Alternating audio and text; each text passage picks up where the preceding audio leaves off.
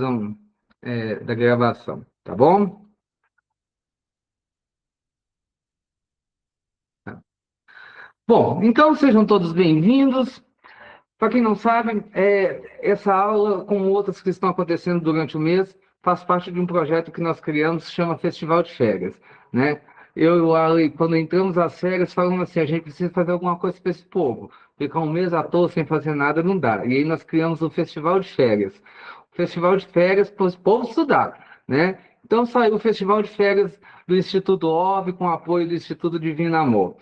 É um grande prazer receber cada um de vocês aqui hoje, para dar início ao nosso curso sobre abordagem clínica e manejo técnico na dependência química. Já me apresentei, eu sou Paulo Henrique, e hoje nós vamos dar início à primeira parte dessa nossa jornada. O festival de férias do Instituto ele foi dividido em 3 eixos. Eixo Fé, onde nós trabalhamos a história dos santos, ou seja, nós pegamos alguns santos e estamos estudando a história deles, mas não estudar no sentido religioso, mas como que a história dos santos pode modificar a nossa vida. O exemplo de vida deles modificando a nossa vida no dia de hoje, que está muito bacana. Inclusive, os 2 próximos episódios é com Arlen e Alex. Tem o eixo ciência. Quem não acompanhou o eixo ciência, perdeu. Perdeu, foi sensacional. Foram 5 aulas, assim, perfeitas. E agora nós estamos iniciando o eixo educação. A primeira aula do eixo educação é essa, e depois nós vamos trabalhar alguns outros temas que são mais voltados para a educação também. O lema que norteia o nosso instituto é muito claro: educar para transformar, ciência para compreender e fé para curar, que vai ser o tema final de amanhã. Nesse primeiro dia, o nosso foco será o quê? Mergulhar nos fundamentos neurobiológicos e estratégias da subjetividade. Nós vamos compreender o que acontece no cérebro do dependente químico e, paralelamente, como que nós podemos resgatar essa identidade e a dignidade humana do acolhido. Olha, você sabe muito bem que a terminologia que vocês devem usar é acolhido. É o que pede a RDC 29, é o que pede o marco regulatório, é o que pede o Plano Nacional Antidroga. Mas vocês vão ouvir eu falar muito paciente, tá? Paciente, porque eu, como psicólogo, eu trato paciente. Então, não liga se eu falar paciente, não, tá bom? Amanhã nós já vamos tratar outra coisa, tá? Aqui agora, que é importante que a gente saiba, passando aqui já para o segundo slide, vou pôr aqui para vocês.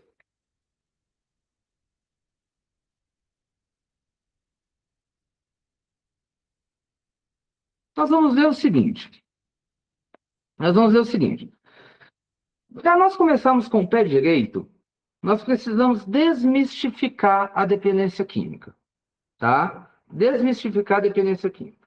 Gente, a dependência química, ela não é um fracasso moral, nem uma escolha voluntária. Ninguém faz uma opção por ser um dependente químico. É igual lá na questão da homossexualidade. Todo mundo fala assim, opção sexual. Não é opção sexual, é orientação sexual. Eu ia ter a opção de ser uma pessoa num mundo preconceituoso, num mundo onde as pessoas julgam, fazem bullying e desprezam. Não. Então, ela não é um fracasso moral nem uma escolha voluntária. Ela é Olha para vocês verem.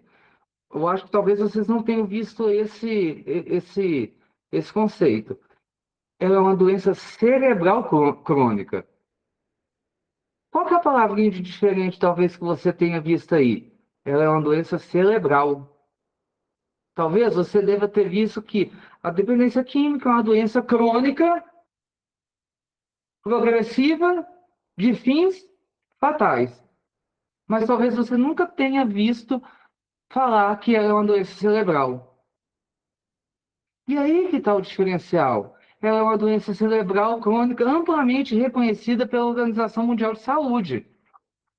Mas a diferença está que ela é uma doença cerebral. E quando alguém faz um uso repetido das substâncias, o que ocorre vai ser o quê? Uma profunda reorganização dos circuitos cerebrais, responsáveis pelo prazer, pela motivação e pelo controle dos nossos impulsos. O que eu quero dizer com isso?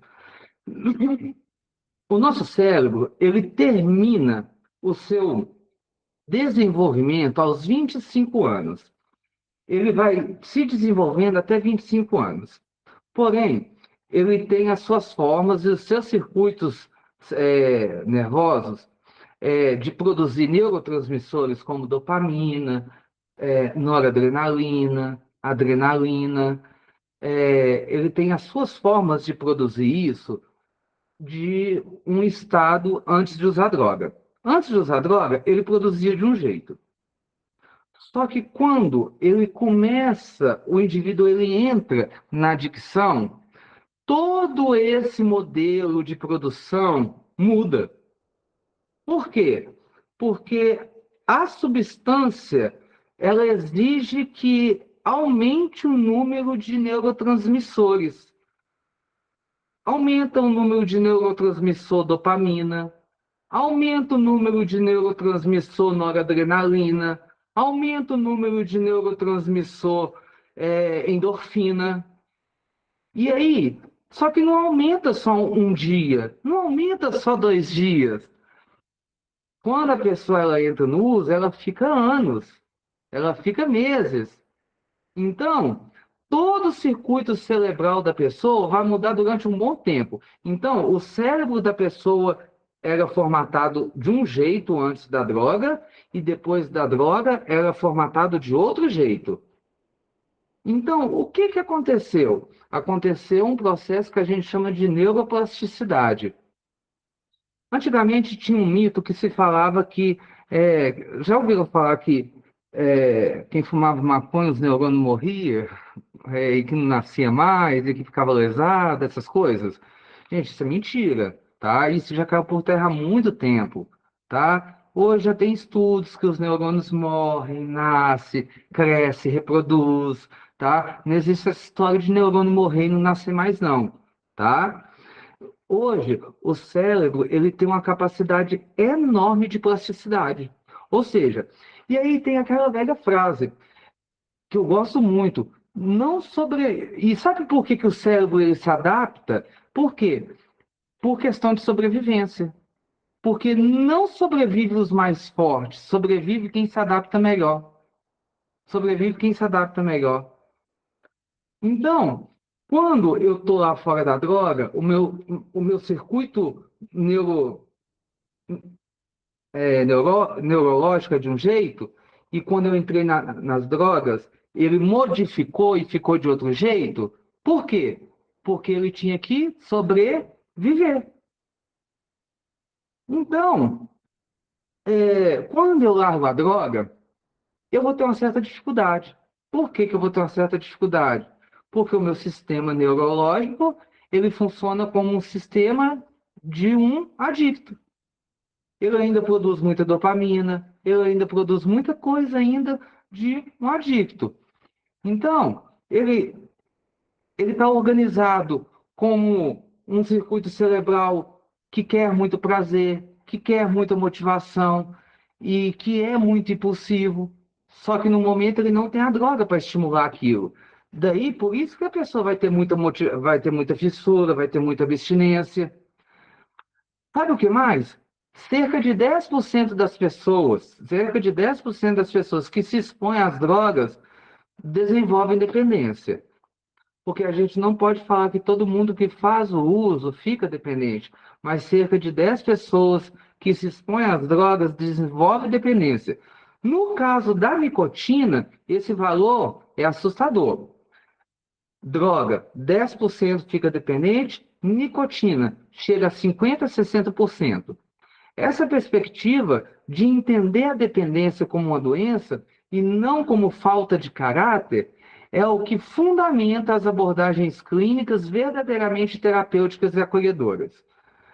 E aí, hoje o que se ouve muito falar quando a pessoa ela não consegue combater essa barreira do vício é o quê?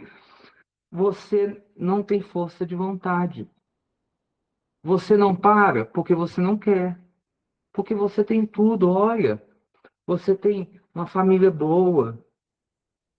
E é jargão de terapeuta também, né? Ou jargão de terapeuta. Você tem tudo, rapaz. Olha a família que você tem. Olha a irmã que você tem. Olha o pai que você tem. Olha a mãe que você tem. Tudo bem. É as tentativas que nós temos de conscientização, né? Mas o que que acontece? Na história do faz de conta, querer não é poder. Querer não é poder porque parar não está ao alcance da pessoa, porque se fosse, estivesse ao alcance da pessoa, ela realmente iria parar. Só que, se você for estudar a dependência neurobiológica, neurocerebral, você ia ver que ali dentro existe na neurobiologia, existe um sistema chamado núcleo accumbens, que está encharcado de dopamina, e ali na frente, aqui mais ou menos nessa região central, tem um córtex pré-frontal que é responsável por te frear, para não deixar você ir, que seria o freio de um carro, que ele está completamente desgastado e estragado. E esse núcleo accumbens, ele é completamente impossível, e ele é encharcado de dopamina. E aí imagina a cena comigo, um carro descendo o morro.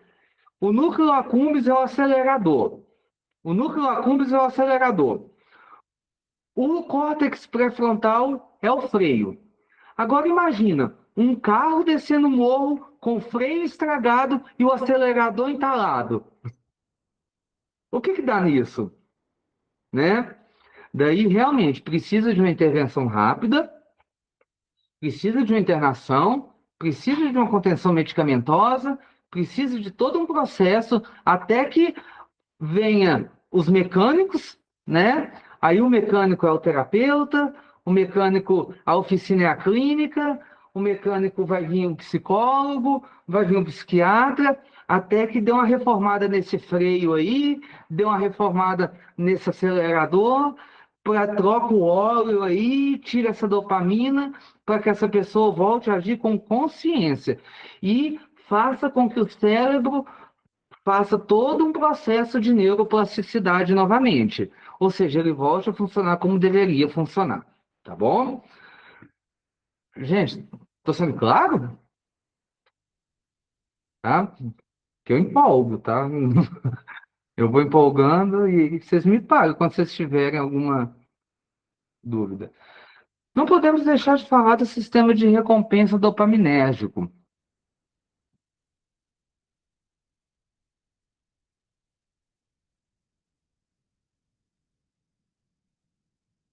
Gente, o sistema dopaminérgico, ele é nada mais, nada menos do que o coração da dependência química. Aonde está o coração da dependência química? No sistema dopaminérgico, que é o sistema de recompensa.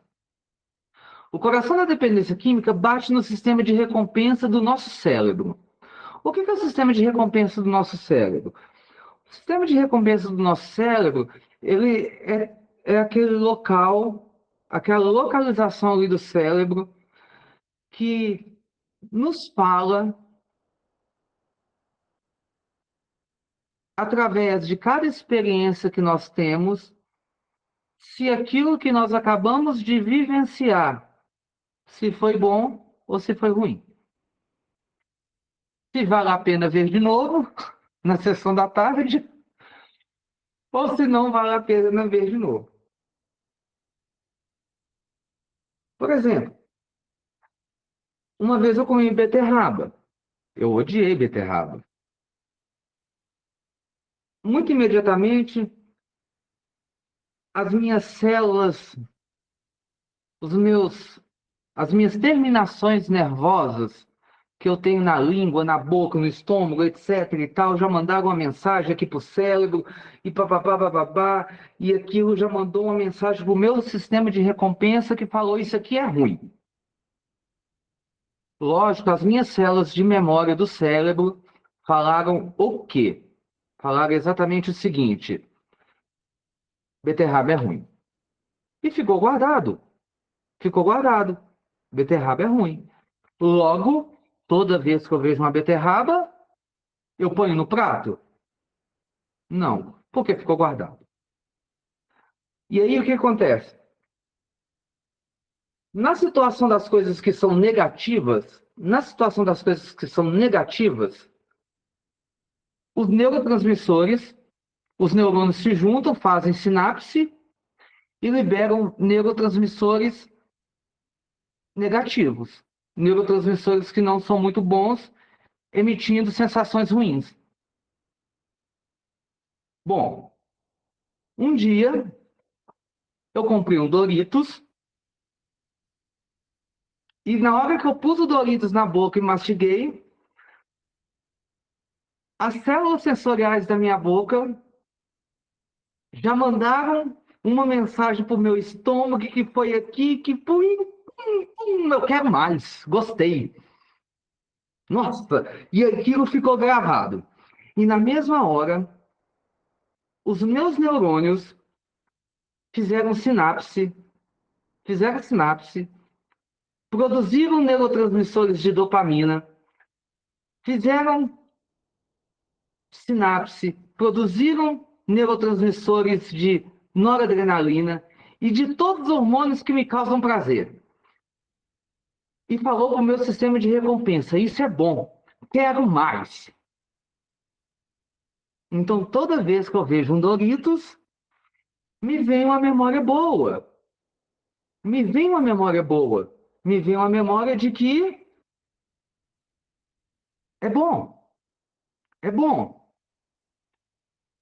Então, o sistema de recompensa do nosso cérebro, ele tem essa, ele tem essa funcionalidade de mostrar para a gente aquilo que é bom, aquilo que não é bom, e toda experiência que a gente tem, sendo positiva ou negativa, ela fica guardada, ela funciona como um sistema de defesa também, para nos proteger daquilo que foi ruim, daquilo que foi bom, ele faz associações, e não foi muito diferente com a questão da droga.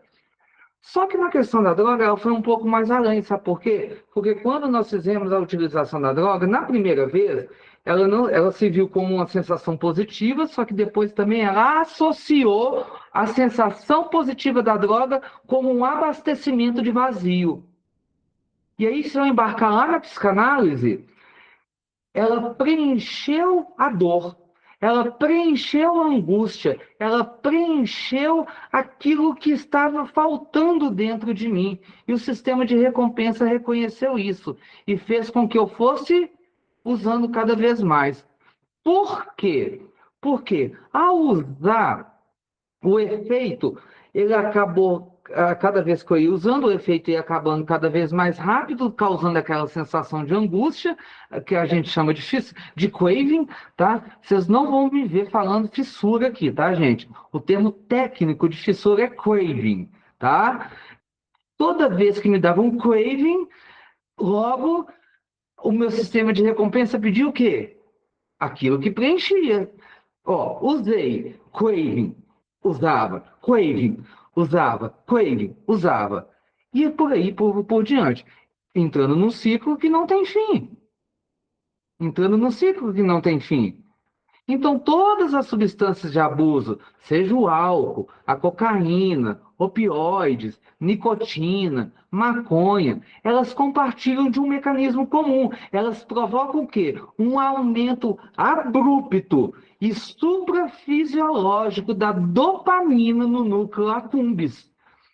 O núcleo accumbens, se eu for pegar aqui assim, ó, meio da cabeça, pego o ouvido, e faço aqui afunda a caneta aqui até o meio da cabeça, do crânio, pegando aqui assim, ó, no meio. E pego aqui do ouvido e vou até o meio. É onde vai estar localizado o nosso núcleo accumbens, tá? Ela é uma estrutura meio parecendo um pirulito, tá? Ele é o desvairado, ele é o impulsivo, e ele é onde se encharca de dopamina, tá? E lá é a região chave do nosso sistema de recompensa. O sistema de recompensa fica ali. E o que que acontece? Quando a gente faz o uso da substância, quando a gente faz o uso da substância, é, o sistema de dopamina é todo derramado ali. Ele é derramado ali. E aí, o núcleo accumbens fica que nem uma louca.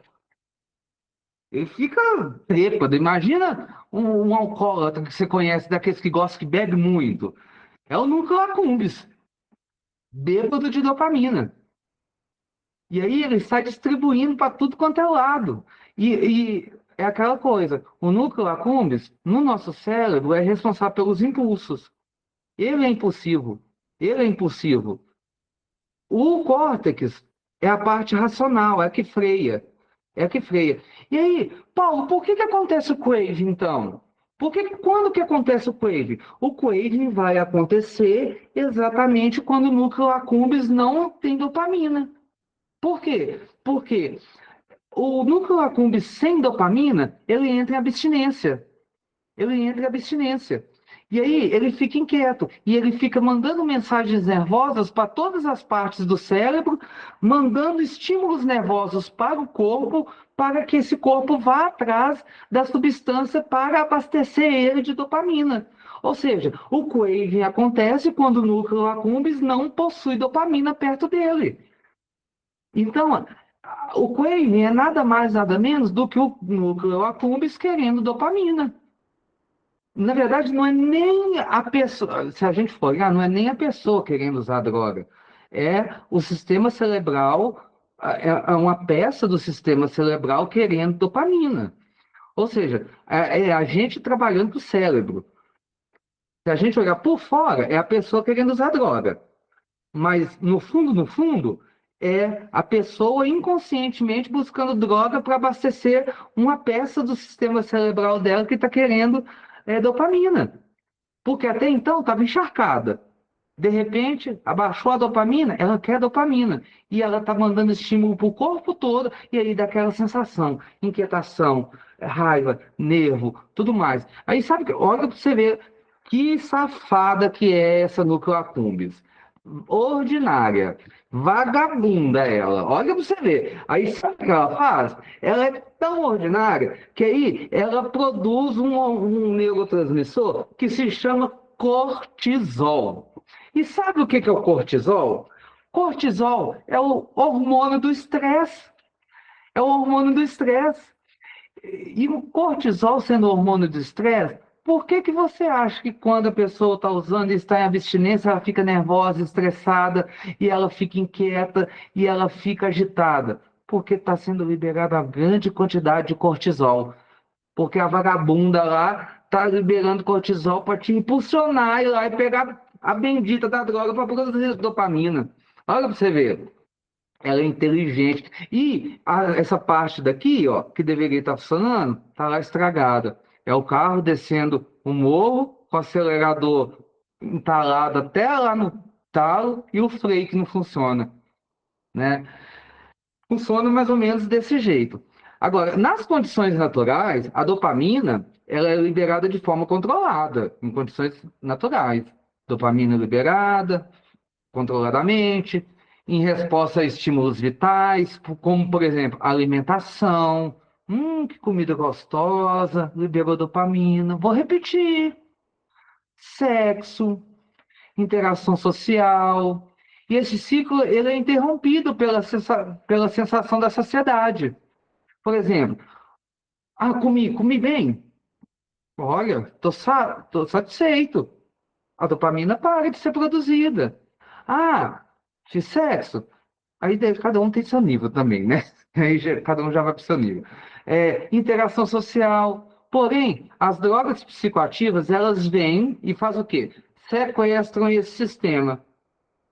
Elas armam verdadeiros curtos-circuitos que bloqueiam a saciedade natural e mantêm picos elevados de dopamina.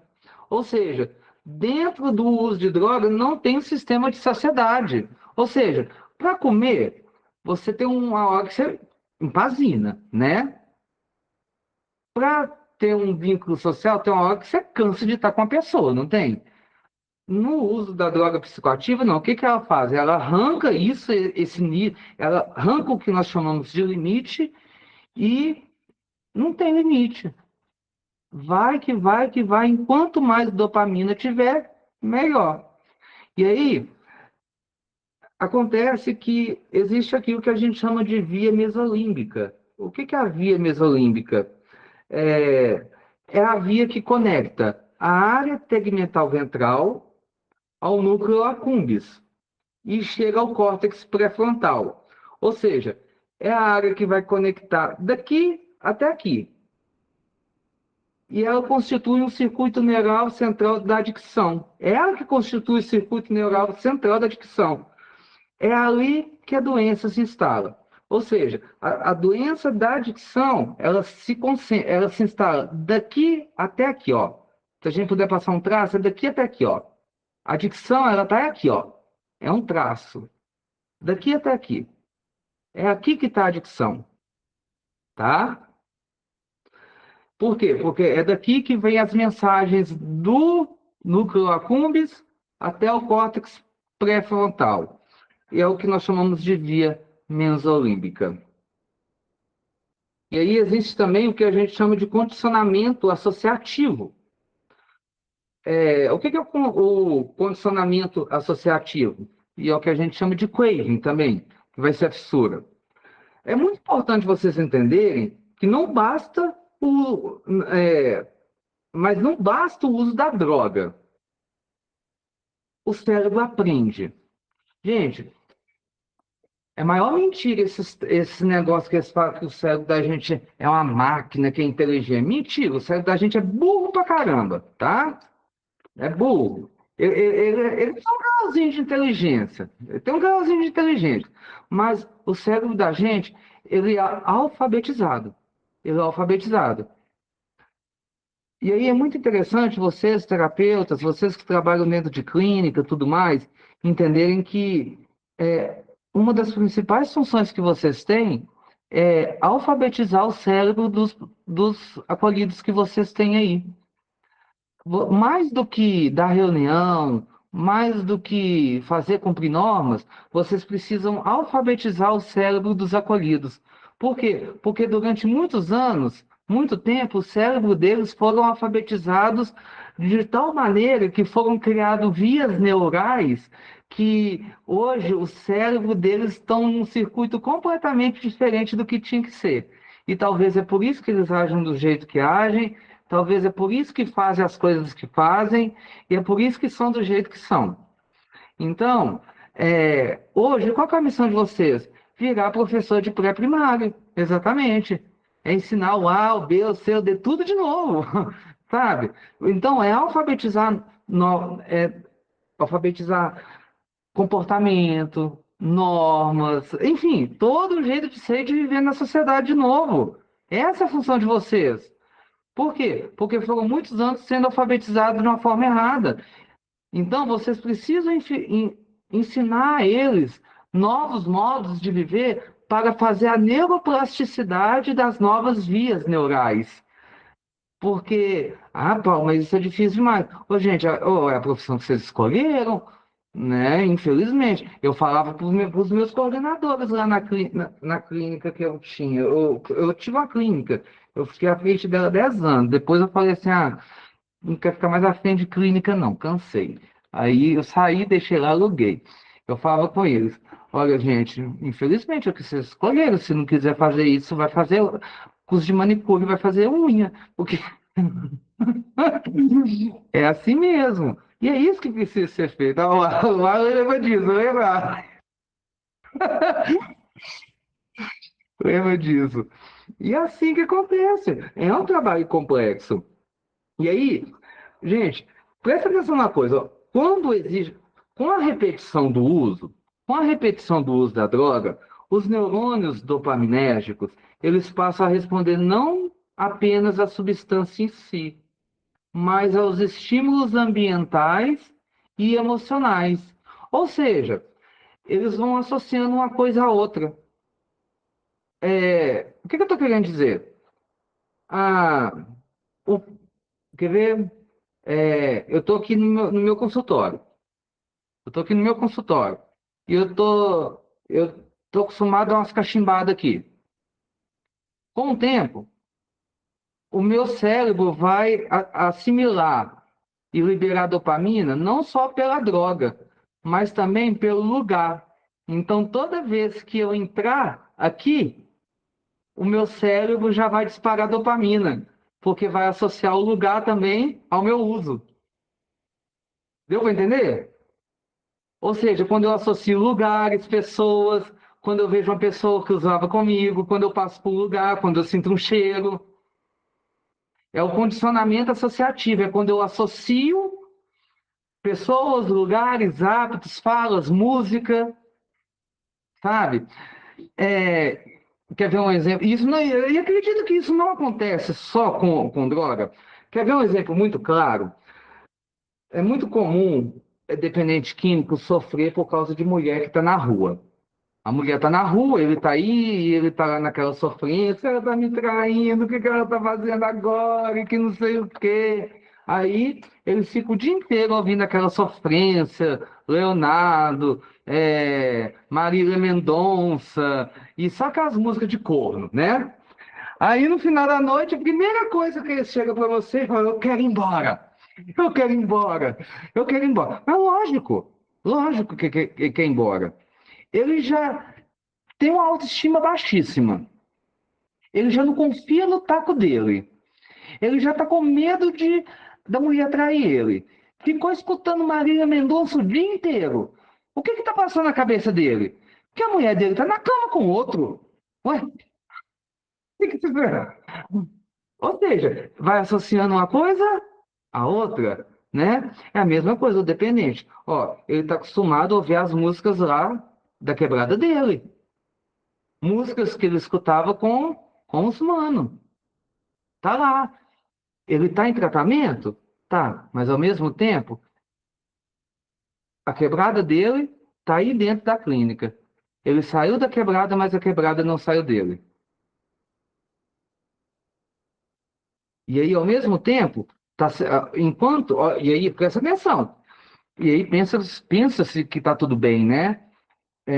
Essa pessoa está em tratamento? Ainda não. Ela só está no local do tratamento. Ela só está no local do tratamento. Por quê? Porque a quebrada ainda está dentro dele. Ele está vivendo dentro da quebrada, porque ele não consegue esquecer. E cada passo que ele dá, ele lembra. A cada pensamento dele, ele não consegue desvincular. Então, com a repetição do uso, os neurônios dopaminérgicos eles passam a responder não apenas à substância, mas a cada estímulo ambiental e emocional também, que antecede. Isso vai incluir lugares, pessoas e até mesmo estados emocionais específicos. Esse fenômeno ele é conhecido como condicionamento associativo. Isso é o que nós chamamos de condicionamento associativo. E é a base neurológica do famoso craving. O condicionamento, presta atenção, ele se enraiza tão profundamente nos circuitos cerebrais que ele pode desencadear. Presta atenção. Ele se enraiza tanto que ele pode desencadear surto de craving, mesmo após longos períodos de abstinência. Quando eu falo longo período de abstinência, é longo período sem usar, tá? Eu falo assim, longo período de abstinência, no caso, a abstinência de não usar. Ele pode gerar um surto de craving.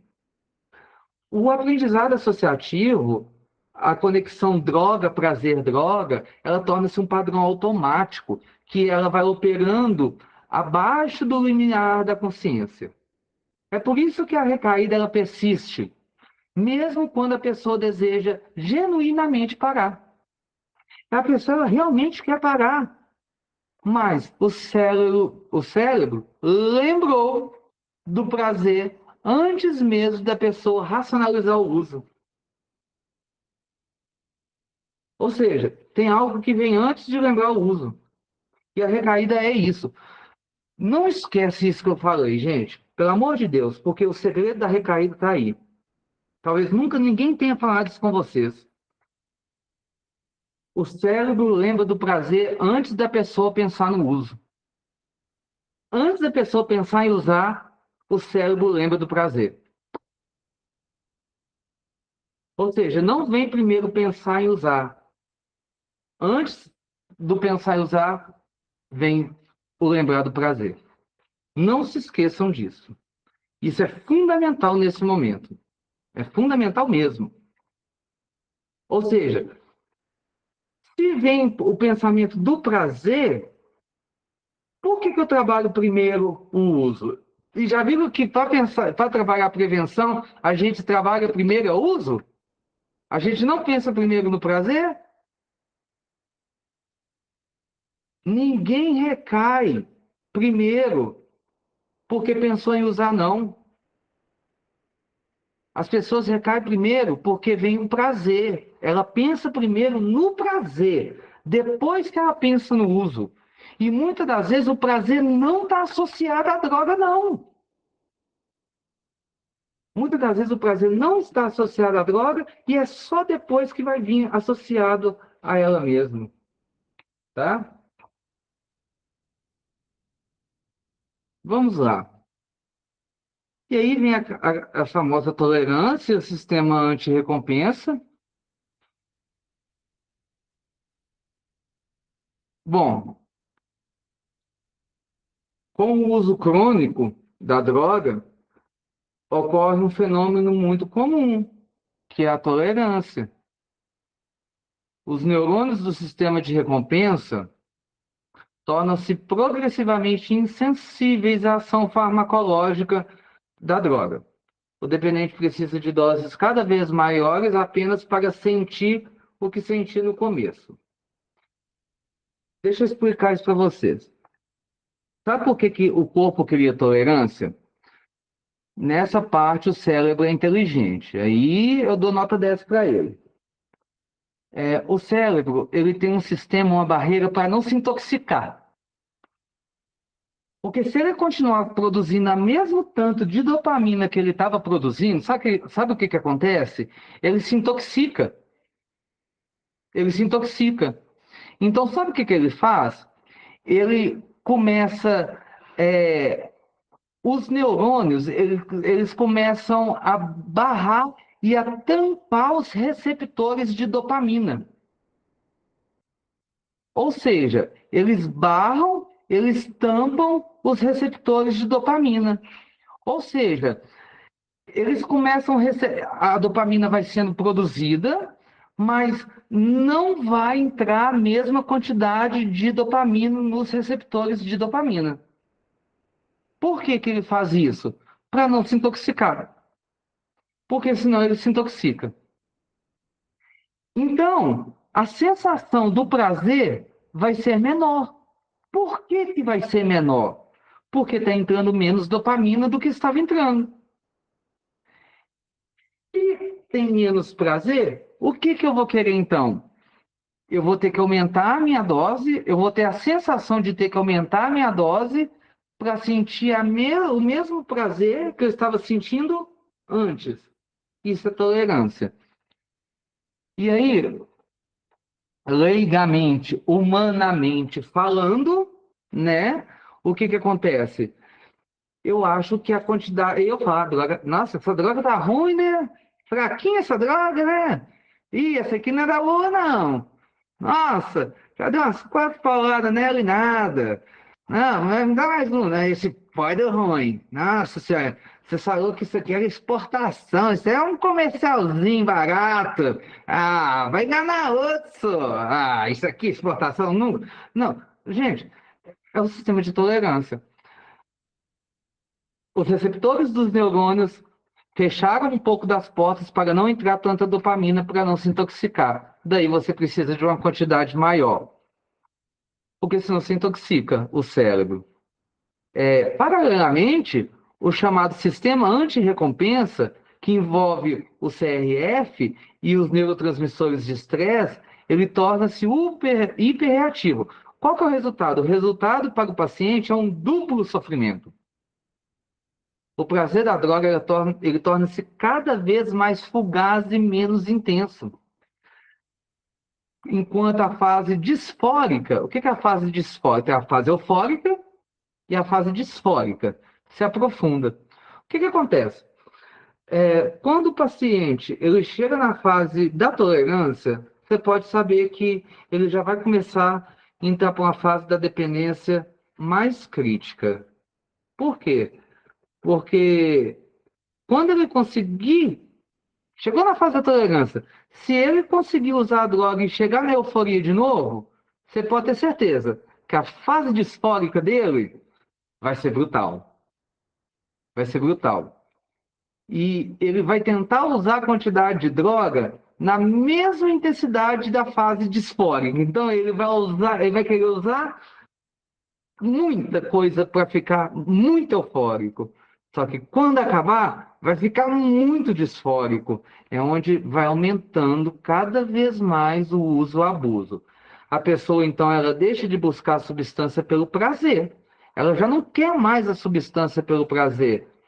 Ela passa a usar para escapar da apatia e da depressão que a atormenta.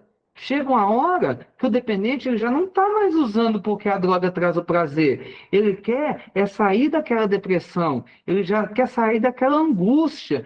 E ele já está numa hora que ele já está olhando ali para a droga. Se for o crack, ele fala assim: nossa, só tem mais 3 pedras aqui, meu Deus do céu, está acabando. E ele já vai fumando aquelas 3 pedras e olhando. E o que eu vou fazer? Ele já olha para o papel de cocaína e já fala: meu Deus do céu, só vai dar mais 2 tirinhos, o que eu faço? E aí já vai ficando naquela angústia, porque ele já não está mais usando por prazer. Ele está usando para escapar daquela depressão que atormenta. Além disso, esse desarranjo sináptico que tem aí no córtex pré-frontal enfraquece a flexibilidade cognitiva. Ou seja, o que é uma flexibilidade cognitiva? Cognitiva vem de inteligência, flexibilidade vem a flexibilidade de pensamento, né? Saber pensar no que fazer. Isso, ele enfraquece isso. E também o controle inibitório. O que é o controle inibitório? Aquilo que te inibe, comprometendo severamente as tomadas de decisões racionais. Ou seja, aquele ser humano ele passa a ser irracional. Ele age por impulso. Ele age por impulso. Isso é fato. Não podemos esconder isso. Ele age ali por impulso, né? E aí, nós entramos naquilo que chamamos de o córtex pré-frontal e a perda do controle inibitório. Nessa parte, o próprio nome fala controle inibitório, aquilo que inibe, né? Aquilo que inibe. Falando no córtex pré-frontal, nós vamos olhar com atenção para ele, né? Vamos olhar aqui para o córtex pré-frontal aqui, ó. É, o lobo pré-frontal, ele é a região cerebral responsável pela tomada de decisão. Que é essa, vocês conseguem ver minha setinha aqui? Consegue, não consegue? Eu acho que consegue, né? Eu mexi na setinha aqui. Deixa eu... Ah, dá, quer ver? Tã, tã, tã, tã, tã, tã, tã. Ah, vai dar, quer ver?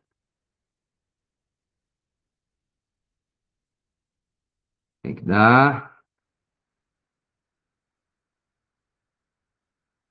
Cadê a caneta aqui? Ok. Aqui, ó. Dá pra fazer uns quadradinhos aqui. Onde eu fiz esse quadradinho preto aqui, ó, que eu acho que dá para vocês verem, é a região do lobo pré-frontal. Ela é a região cerebral responsável pela tomada de decisões, tá? Aqui é a tomada de decisões. Ela é responsável pelo planejamento, pela flexibilidade cognitiva, pela avaliação de consequência e também pelo controle dos impulsos. É o nosso freio racional. É o que eu chamo de... É o nosso anjinho. O núcleo accumbens é o capetinha e ele é o anjinho. O uso crônico da substância causa um desarranjo nas sinapses pré-frontais e enfraquece significativamente a capacidade de resistir ao apelo da droga. O sistema executivo aqui, olha, ele perde força. Ele perde força.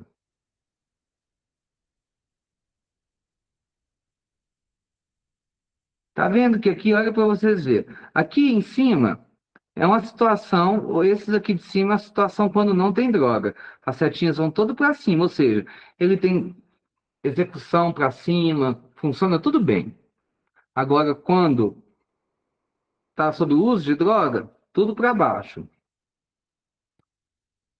Esse déficit neurocognitivo, né, ele explica de forma muito lógica por que mesmo quando a intenção de abandonar o uso ela é genuína, a execução comportamental falha repetidamente. Além disso, a redução da serotonina nessa região agrava a impulsividade e a instabilidade emocional. Por isso, o tratamento não pode contar apenas com a força de vontade do paciente.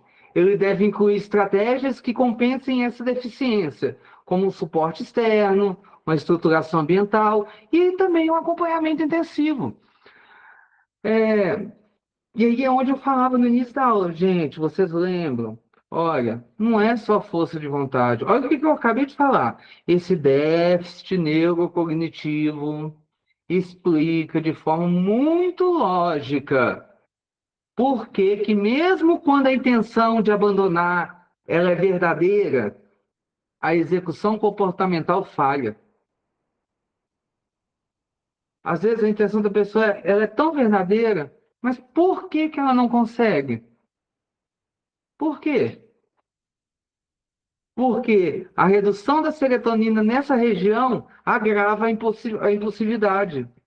Existe uma queda de serotonina que agrava a impulsividade, ou seja, deixa a pessoa mais impulsiva e causa uma instabilidade emocional. E aqui, com o córtex pré-frontal, vai acontecer o quê? Perda de controle inibitória. Vai acontecer a perda do controle da inibição.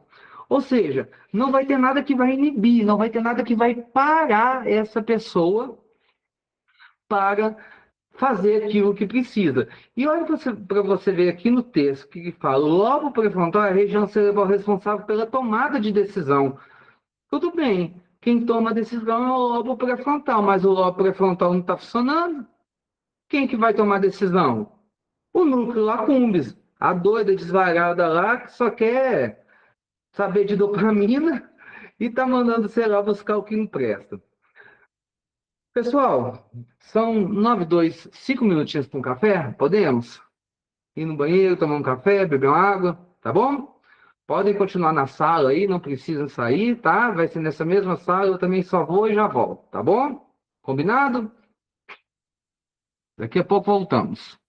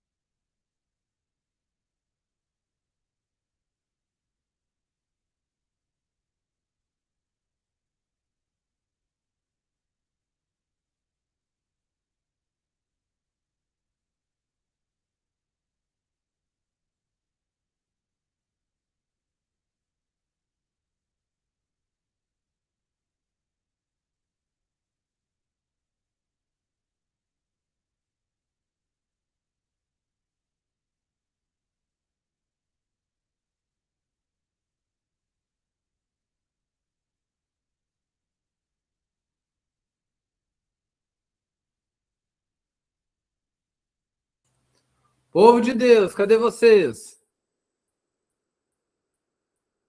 Vocês estão aí? Estou aqui. Tô aqui. Ah, Estou aqui. Bora.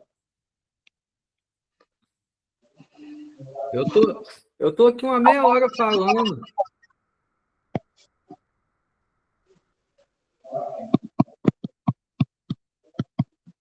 Eu tô aqui uma meia hora falando, mas eu tô vendo que meu microfone tá desligado. Eu tô assim, ninguém responde. Tá só você mesmo, Paulinho. Ai. Meu celular desligou aqui, descarregou quando foi lá, vou ter que ficar por aqui mesmo. Tá bom. Vamos lá então, né, gente? Nem sei onde que eu parei.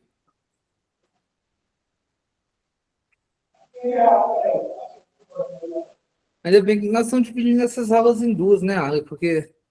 Ainda você parou justamente nessa parte aí da inibição, do corte frontal, falando dessa parte aí. Você parou justamente aí. Ah, tá.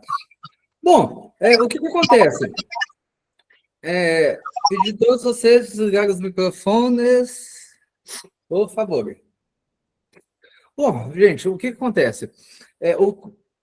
Na verdade, resumindo o que a gente está falando, não existe córtex. Se o córtex pré-frontal está debilitado, né, existe a perda do controle inibitório. O que é a perda do controle inibitório? É aquilo que te para, é aquilo que te freia. Sabe quando você vai fazer alguma coisa que você fala, opa, que você...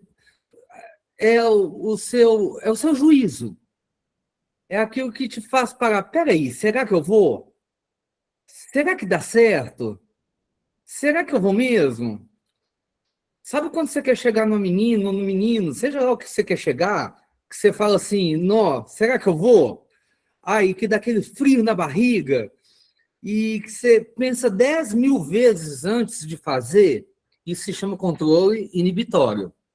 O seu controle inibitório, ele é baseado em crenças e na sua história. Por quê? Porque na sua história, você já passou por diversas situações, ou positivas ou negativas, que te contam que aquilo pode dar certo ou pode dar errado. Então, isso faz você pensar 2 vezes antes de fazer alguma coisa. Isso está diretamente ligado ao córtex pré-frontal. Só que ele, na hora, não está funcionando. Se você for fazer o curso de terapeuta comigo, ou se você estudar um pouco de psicofarmacologia comigo, você vai ver que eu vou chamar isso de sequestro do córtex pré-frontal. O núcleo accumbens vai lá, vai sequestrar o córtex para ele não funcionar. E vai reinar lá só o núcleo accumbens. E isso é muito importante, isso é muito sério. Isso é muito sério. E aí eu terminava falando, né, que não adianta só força de vontade. E aí, gente, é uma coisa muito séria. Isso é tema para reunião de codependência. Se vocês fazem reuniões com família, é muito importante esse tópico. Ó, só esse slide aqui dá uma reunião para codependência, tá? Não se preocupe, depois esse material aí vai todo para vocês, tá? Fora a apostila. Vai esse material e vai uma apostila também, tá? Falando nisso, quem fez o Eixo Ciência comigo, a apostila do Eixo Ciência vai essa semana para vocês. A princípio, eu tinha a ideia de passar a apostila de tema por tema, mas depois eu parei e pensei assim, deixa eu passar a apostila de todos os temas juntos, que fica melhor. Vai essa semana, tá? Aí, dessa aula aqui, amanhã já vai a apostila desse tema, tá? Da aula, tá? Fora os slides. Isso aqui dá uma reunião de codependência. Por quê? As famílias não entendem. As famílias só entendem que a pessoa ela tem que parar de usar. Mas elas vão falar assim, o Washington, eu não entendo, o meu filho ele não quer parar de usar droga, já é a 30ª internação, eu não aguento mais, ele não quer, ele não tem força de vontade, Gente, olha, sinceramente,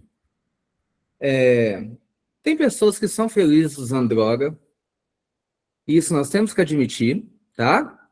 Tem pessoas que são felizes usando droga e nós temos que respeitar isso sim, tá? Nós vamos encontrar esse tipo de pessoa. Só que nós, dentro da CT, muitas das vezes a gente quer abrir a cabeça da pessoa e falar que ela tem que ser feliz sem usar droga. Não!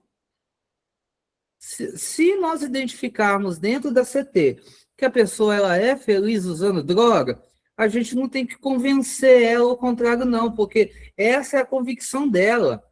A gente tem que ter um bate-papo, mostrar o que é bom, o que é ruim. Se no final das contas ela decidir que ela é feliz usando droga, sabe qual que é a nossa função? Vai ser feliz, meu filho. Não vão ficar perdendo tempo com quem não quer, não. Sabe? Agora, tem gente que realmente quer, mas não consegue sair do ciclo vicioso. Tenta, esforça, e tem um ambiente todo disfuncional. Só que por causa de uma questão neurofisiológica, neurobiológica, neuropsicológica, neuropsiquiátrica, nunca vai conseguir. Nunca. E sabe por que nunca vai conseguir? Escute só. Não é que nunca vai conseguir porque não tem jeito, não. Nunca vai conseguir porque... Eu vou fazer uma pergunta muito franca com vocês. Vocês já ouviram alguém falar de dependência química do jeito que nós estamos falando aqui hoje? Não.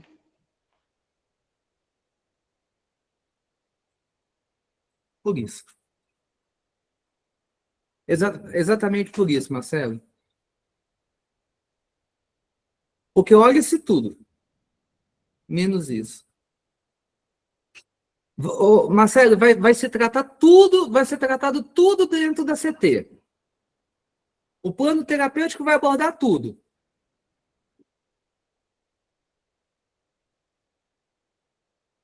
Mas eu vou ter uma disfuncionalidade neurocerebral, de uma neuroplasticidade que não aconteceu,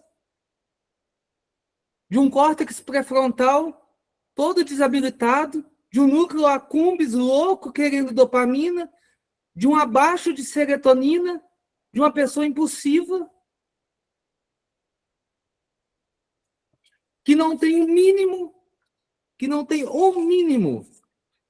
de controle inibitório. Que no primeiro gatilho, que no primeiro estímulo,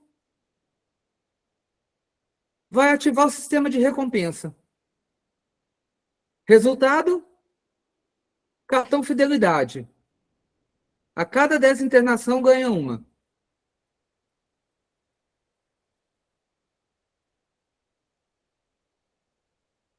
Isso é muito triste, gente.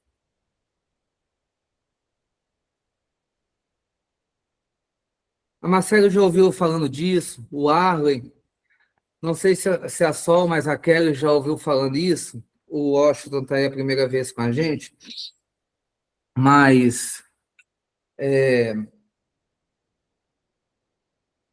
precisamos mudar a forma de tratar.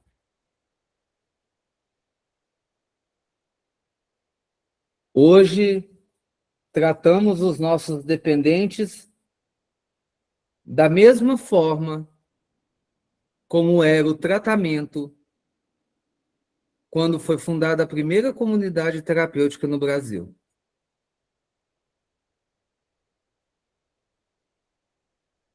O que que mudou?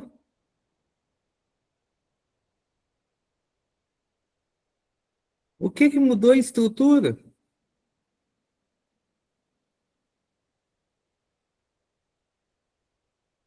Reunião, laboterapia, espiritualidade, lavar louça, cozinha,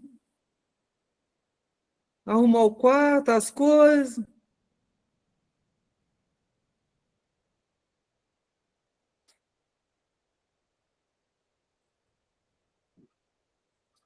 Me desculpe,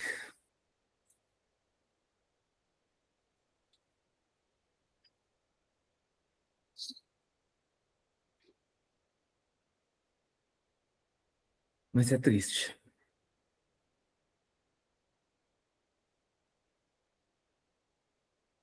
Espero que vocês sejam percussores de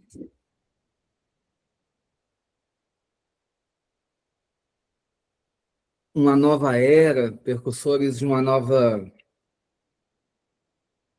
geração que leve para frente uma nova metodologia, uma nova visão de tratamento para aquelas pessoas que realmente precisam sobreviver. Sol, Quero, Washington, Marcelo. Eu já estou velho para isso, minha época já passou. Eu já quase 15 anos à frente de comunidade terapêutica, clínica. Hoje eu já estou em outras áreas, né? A minha vibe já passou, mas que vocês sejam esses percussores, sabe? Porque tem muita vida que depende de vocês.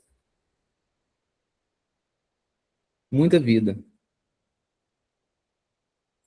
Né, Arley?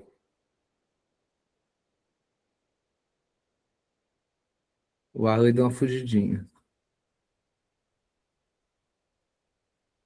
Eu não ia contar para vocês, não, mas ele falou que ia ver série. Mentira, eu tô aqui, Paulinho. A gente precisa mudar o olhar no tratamento, né, Paulinho? Aquele olhar que da composição inicial das clínicas, né? Porque quando há um tempo atrás eu precisei fazer uma pesquisa, a gente sabe que as primeiras clínicas surgiu primeiro de um olhar religioso, depois de um olhar de saúde, voltado para a questão da saúde. Hoje a gente sabe que a dependência química ela envolve vários fatores, multifatorial. E se a gente tem um olhar apenas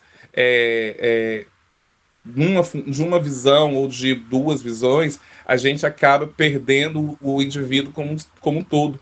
Porque diante da ciência, diante dos grandes estudos que a gente tem hoje na área de dependência química, a gente sabe que existem vários fatores que vão impactar. Né? Eu observava você falando uma fala sua que a gente precisa ressaltar, que é o aspecto ambiental, né? Além do neurológico, que é importantíssimo, que não é uma vontade própria do indivíduo, mas sim fatores neurológicos, existe o fator ambiental que é importantíssimo, né? Quantas pessoas adoecem diante de um fator ambiental, dentro das nossas residências, né? A doença, muitas vezes, ela não começa lá fora, nos vínculos sociais. Às vezes ela começa dentro de casa. Como a gente falou em outros momentos, em outras oportunidades, naquela semana que a gente trabalhou, a semana de drogas, né? Isso a gente falava o tempo todo, que a doença da dependência química é um fator que a gente precisa olhar para todos os campos. Ele tem que ser multifocal.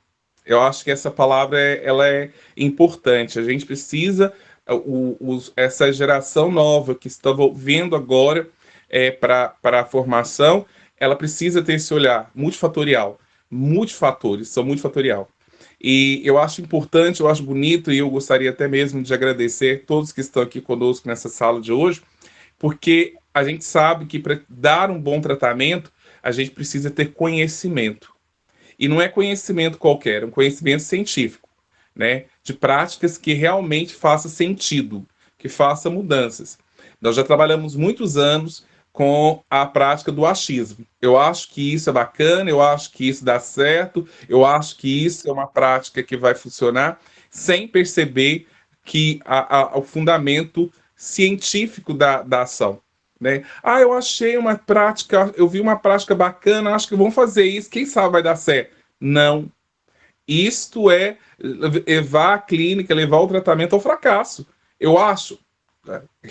Quantos achismos nós temos nessa vida? Quantos? Quantos achismos? Né? E tratamento, quando a gente fala tratamento, a gente precisa entender que ela precisa estar apoiada em embasamento científico. De pessoas que sentaram, se debruçaram sobre aquela temática e trazem realmente o conhecimento científico para aquela questão. Quantas, dentro da área da saúde, quantas doenças nós temos? Inúmeras. Imagine se o médico for tratar todas pelo achismo. Ah, eu acho que pode ser gripe. Não, toma um chá com limão e mel que resolve. Mas, espera aí.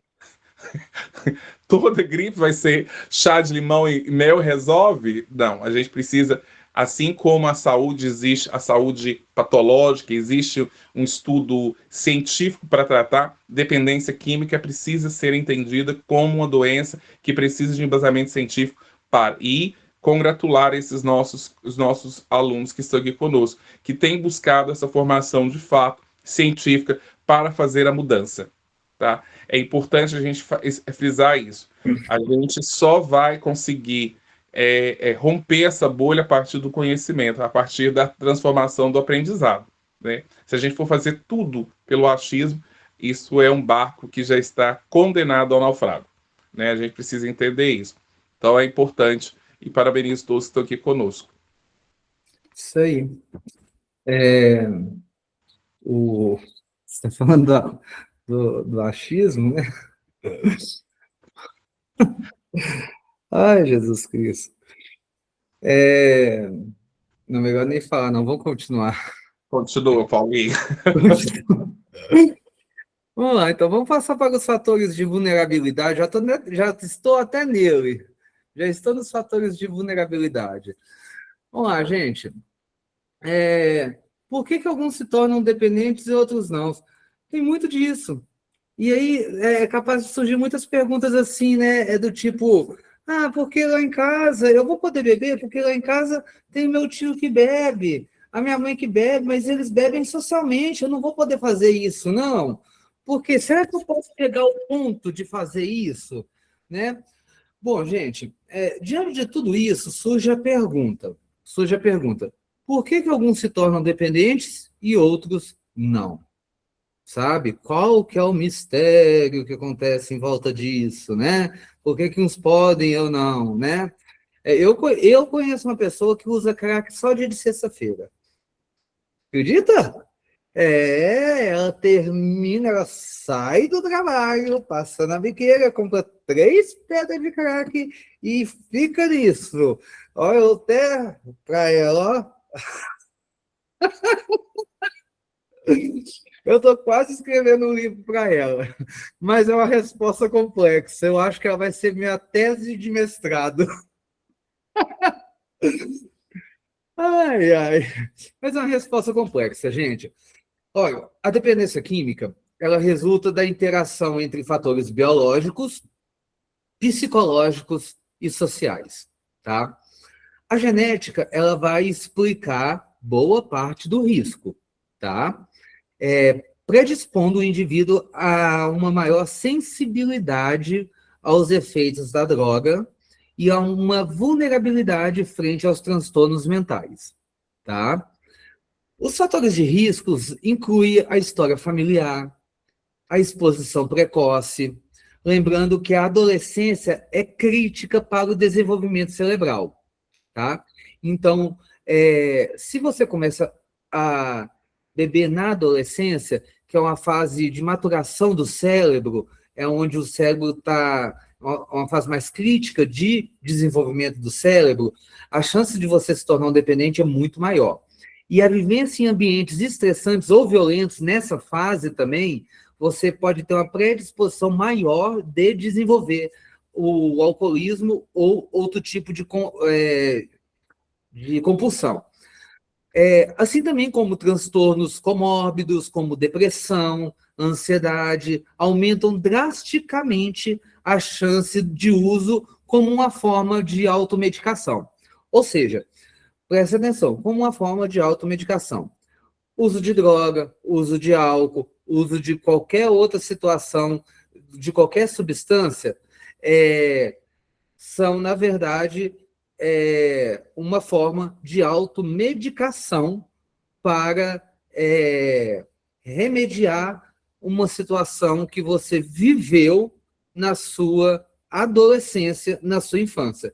Ou seja, a sua compulsão, na verdade, ela tem origem na sua infância e na sua adolescência, tá? Por que que uns usam, outros não? Aí, nós vamos ver uma visão multifatorial, que é essencial, como o Arley disse, para a nossa abordagem clínica, e ela nos ajuda a evitar a culpabilização do paciente, tá? E nos orienta a planejar intervenções que consideram um todo, um contexto biopsicossocial do indivíduo. Mas preste atenção. Então, por que que uns conseguem e outros não? Exatamente por causa, primeiramente, de fatores genéticos.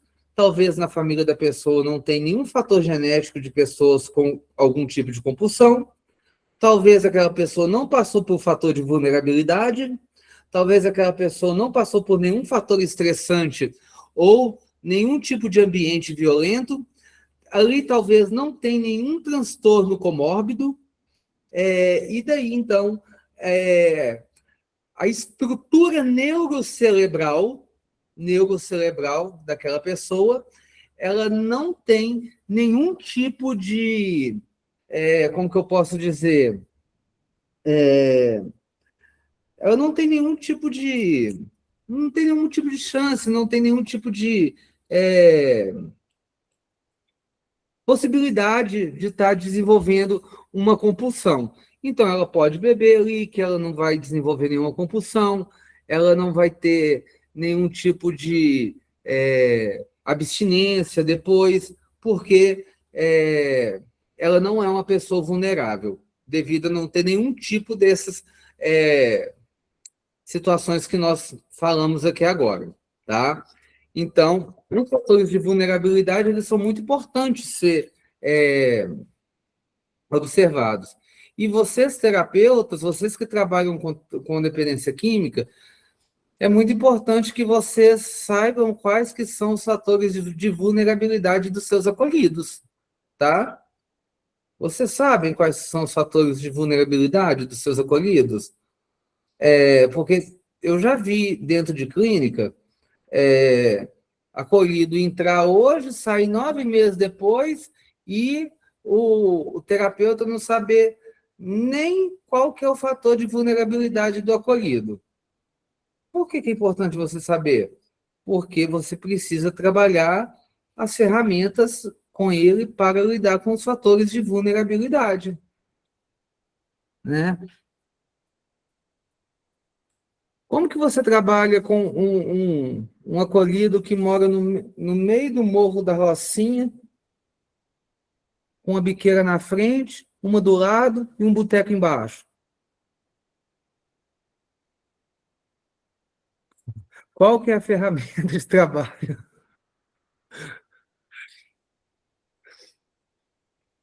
Né? Temos que pensar nessas situações, né?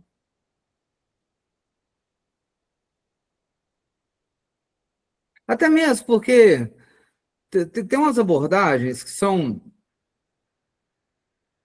Eu tenho sido meio crítico a umas situações. Arley, abre a câmera aí para mim, por favor. Eu preciso que você abra a câmera agora, Arley.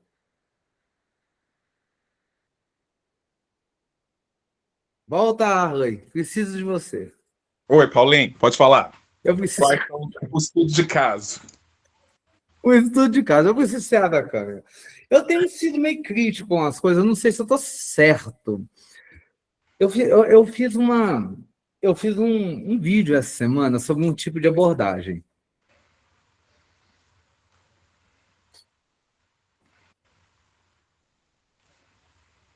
Até babei. Nós temos que tomar muito cuidado com alguns tipos de abordagens. da seguinte forma. Tem algumas pessoas que são fanatizadas ou estão fanatizando alguns conceitos e abordagem da dependência química.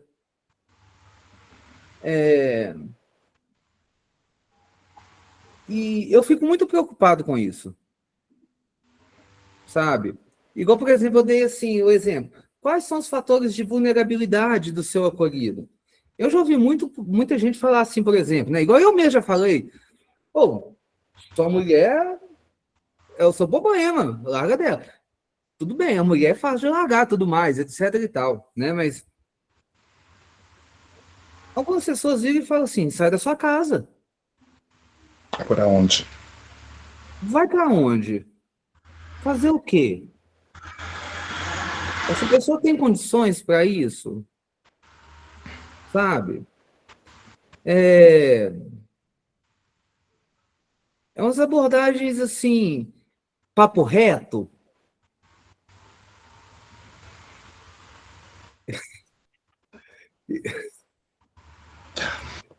Você estava falando que a importância do terapeuta conhecer os fatores de riscos do acolhido. Eu conheço casos, né, em que o terapeuta não sabe nem o nome do acolhido. Que o Sim. terapeuta não conhece nem a história do acolhido, para começar. Às vezes o acolhido entrou hoje, aí você chega e sai amanhã, você fala assim, fulano, ontem teve um menino, alguém, você sabe dizer o nome do acolhido? Não, ele ficou aqui só uma noite, foi embora na outra, mas aqui, você não teve um minuto para conversar com esse acolhido, você não teve um minuto para atendê-lo, você não teve um minuto sequer para ouvir pelo menos o nome dele, de onde que ele mora. A gente vai querer saber os fatores de risco. E aí a gente precisa, quando a gente fala desses fatores de risco, a gente cai numa situação muito complicada, porque para tratar, a gente precisa, além da ciência, a gente precisa da questão humana, da humanidade, do acolhimento. Né? Então, primeiramente, a gente precisa entender que a gente precisa acolher acolher, porque a palavra acolhida ela existe justamente para isso, para entender que aquele indivíduo ele não é um ser qualquer, ele é uma pessoa amada. Pode não ser por você, mas por alguém da família, por alguma pessoa, ele é amada. Então ele tem que ser bem acolhida, ele tem que ser bem tratado. E os fatores, eles vão muito mais do que só um relacionamento. É frustrante quando a gente fala, inclusive, eu já participei de outras conversas, já participei justamente dessas questões que você tocou no assunto. É a sua mulher, é a sua casa. Tá, a mulher a gente separa. E a casa? Vai morar com quem? Muda de cidade, mas vai morar com quem nessa cidade? Eu tô tirando um problema e criando outro, né? Porque ele vai sair da cidade e vai virar um morador de rua, uma pessoa em situação de rua. Eu acho que essa questão dos fatores, a gente precisa ter um olhar coerente da situação. A gente precisa olhar a situação e ter um olhar coerente com a realidade. Não adianta só você querer mudar o problema. Porque talvez, vamos voltar na questão relacional. É preciso tratar com ele mesmo, porque às vezes o problema não é nem ao outro. Primeiro começa comigo nas minhas relações. As minhas relações, é tão fragilizada as minhas relações, ou eu sou um ser tão fragilizado, tão carente, que qualquer sopro já me derrete. E o outro acaba fazendo de mim de gato e sapato. Então, essa relação tá tóxica? Tá, mas a outra, se você não tratar antes, vai se tornar da mesma forma. Muda de casa, muda de cidade. Tá, muda de casa, muda de cidade, muda de endereço, muda de tudo. Mas aí eu crio uma outra situação. Porque se não tiver condições para sustentar essa mudança, vai se tornar um morador de rua, aí eu vou ter um outro problema social maior para cometer, para tratar. Então, assim, a gente precisa entender que a dependência, quando a gente precisa conhecer os fatores de risco, a gente precisa ter aquilo que a gente chama de escuta atenta, né? E na psicanálise a gente vai trabalhar muito essa questão da escuta atenta, escutar, né? E antes mesmo de abrir a boca para sugerir algo, analisar, para a gente não cair na incoerência. Porque às vezes a gente acaba criando situações de incoerência. Você falava uma coisa numa fala anterior, né? Onde surgiu onde surgiu o Instituto de Educação Orbe, né? O antigo IPHCT, né? Surgiu justamente dessa questão da necessidade de que a gente perceber que os nossos acolhidos não tinham sequer formação. Formação. E aí eu quero que ele faça uma reinserção social de uma realidade que não existe. Que ela é uma criação simplesmente metafórica, imaginativa. Ela não existe. Então, antes de conhecer, antes da gente propor e analisar e tratar essa questão, a gente precisa ter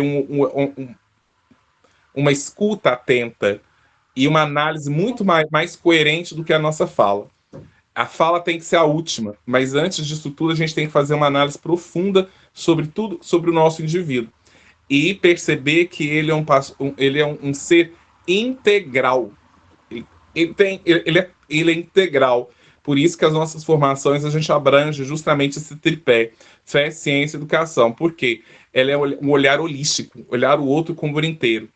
Então, os fatores de risco precisam ser analisados da mesma forma. Dos fatores, perceber todos os fatores.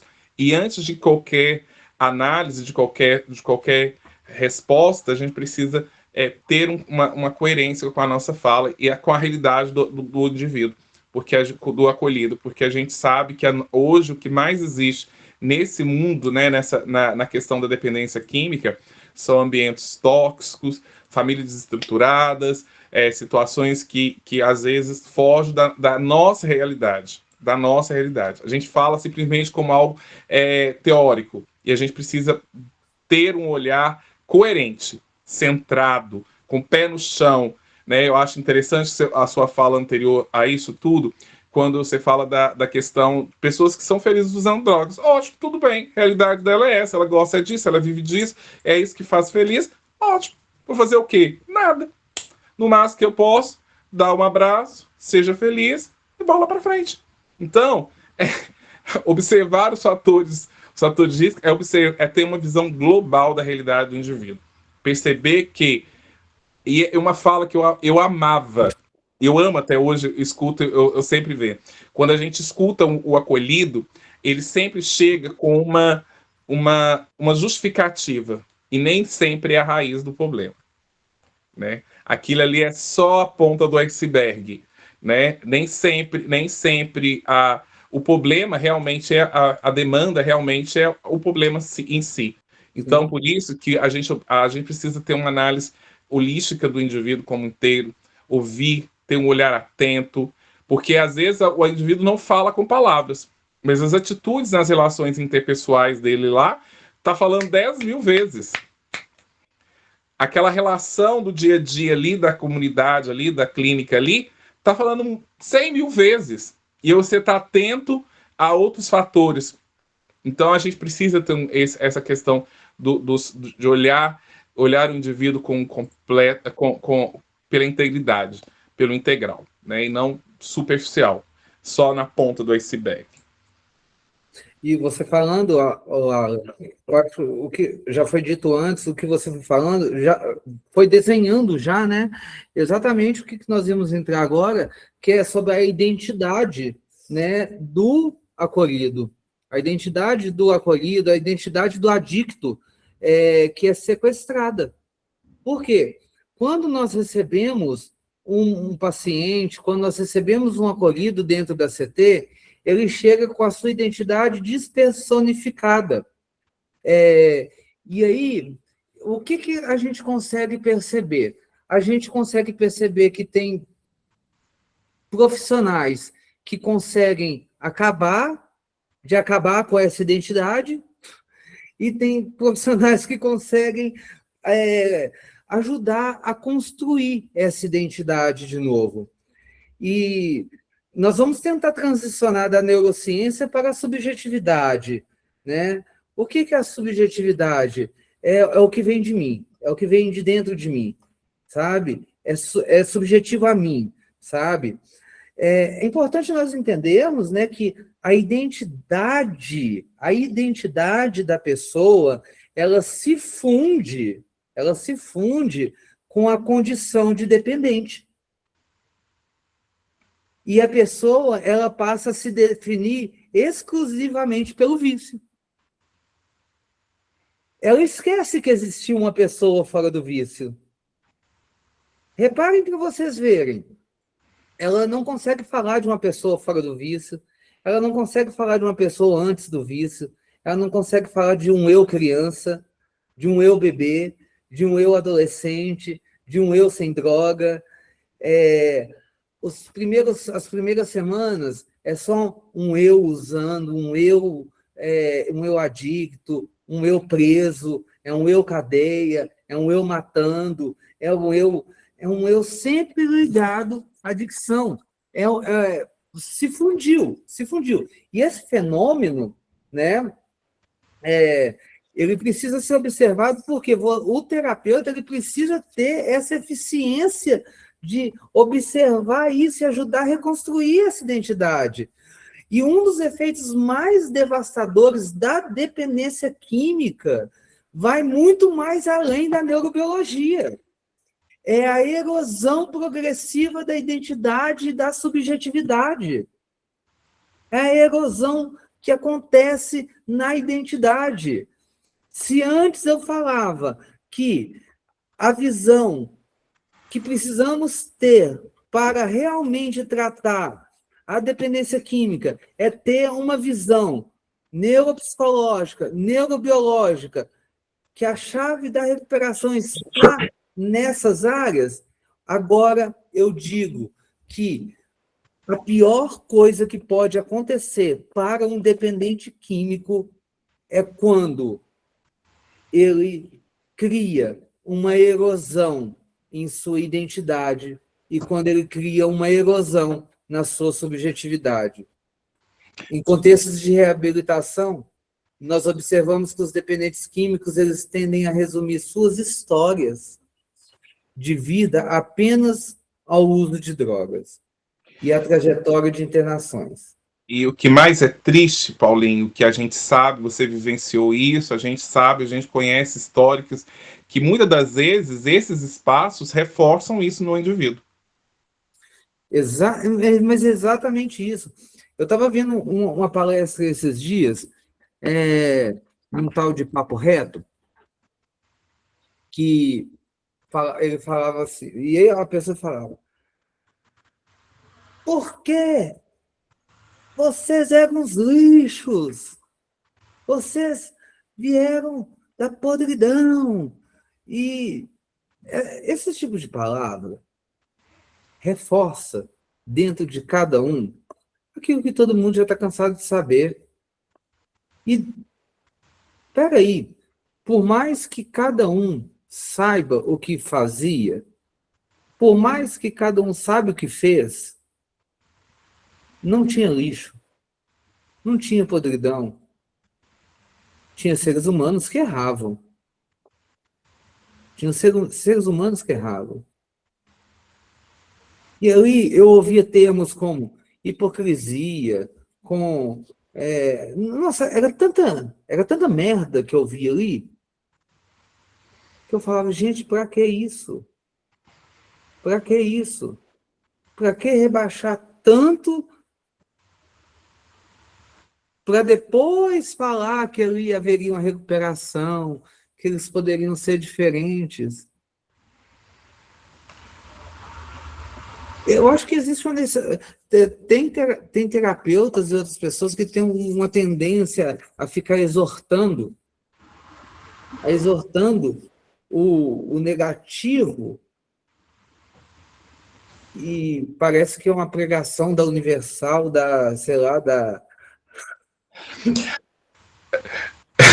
eu não entendo.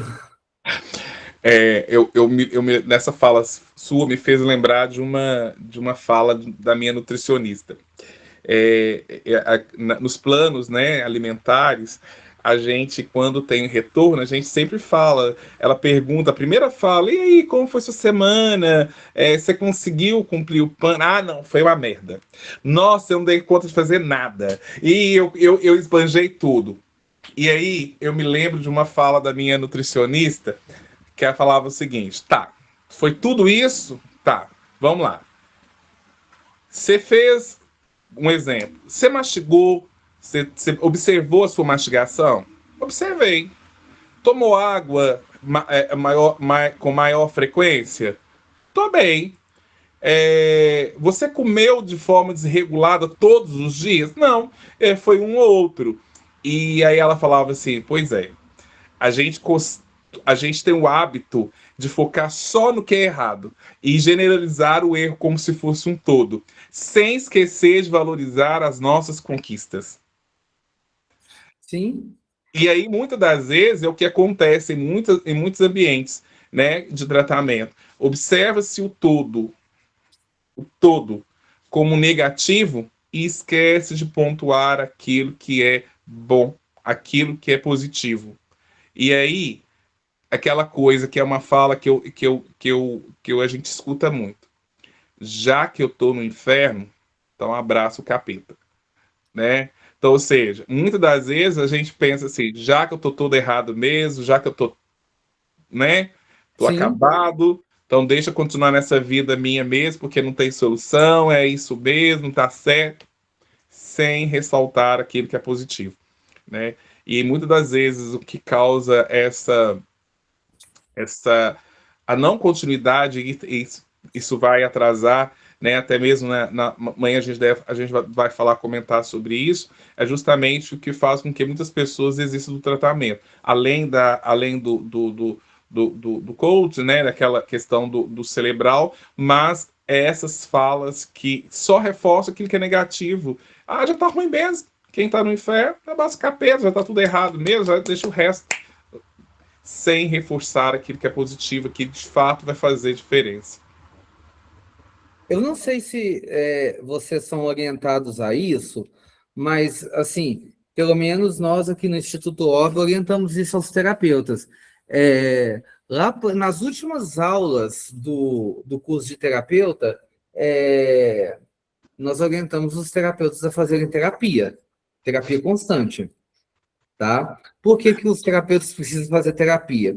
Para vocês não transferirem o que é de vocês para os pacientes. Sabe por quê? Porque muitas das vezes, quando o terapeuta faz isso para o paciente, na verdade, ele está transferindo aquilo que ele viveu no tratamento dele para o paciente, sabe? Então, o que ele passou, talvez a raiva que ele passou, ele quer culpabilizar e vai passando aquilo para frente. Isso está errado. E isso está errado, não pode ser dessa forma. Às vezes, até o estresse que ele está vivendo no dia a dia, ele vai passando e precisa fazer terapia. Precisa, né? Porque, olha, nenhum algoritmo vai chegar para você e vai falar que ganhou na Mega Sena, tá? Ele só vai chegar para falar em você para falar e julgar um caminhão de lixo em cima de você. Então, se prepare para ser um aterro sanitário. Porque é para isso que você está se formando, é para isso que você, essa é a profissão que você quis. Você quase fez um juramento. Eu juro perante a lei de Deus que eu quero ser um aterro sanitário. E aí pagou um tanto de caminhão lá na porta e começou a despejar lixo em você, né? E você que se vira e faz a reciclagem aí, meu filho. Pega firme com Deus e força para você e para todos nós. É isso que um psicólogo faz, é isso que o pedagogo faz, e por aí vai. Essa é a nossa missão. Gente, é muito importante a gente entender, quando a gente fala dessa subjetividade, que é um dos maiores obstáculos para a recuperação. É um dos maiores obstáculos. Tanto que o bicho mentiroso é o dependente químico quando chega na CT. Até que ele começa a contar a verdade, até que você começa a conhecer ele de verdade, porque ele monta vários personagens, até que ele começa a ser ele mesmo.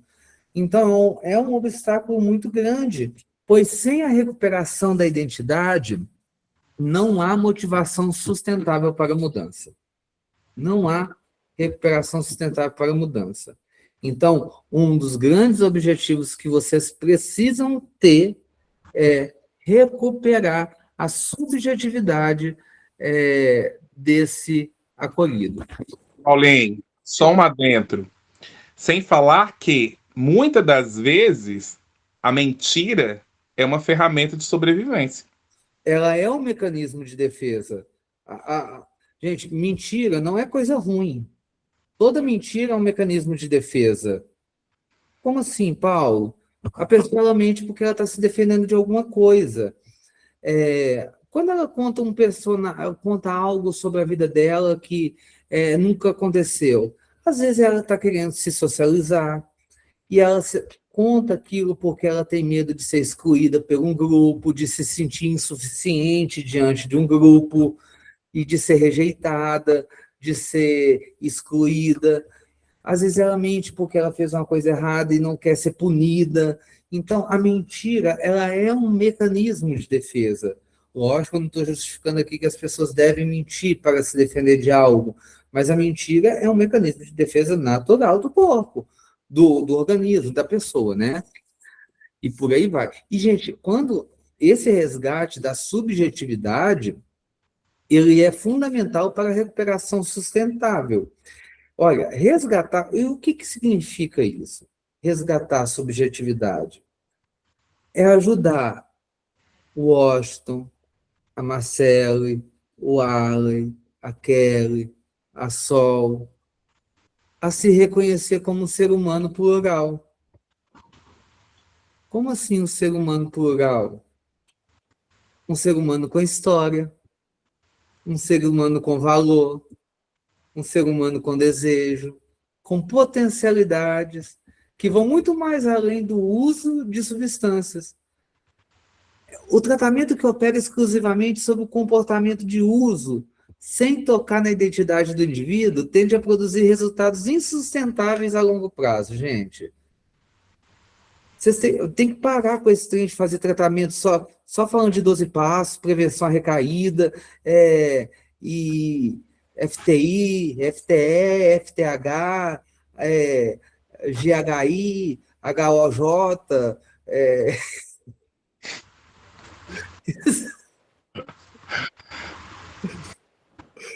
Parem com isso.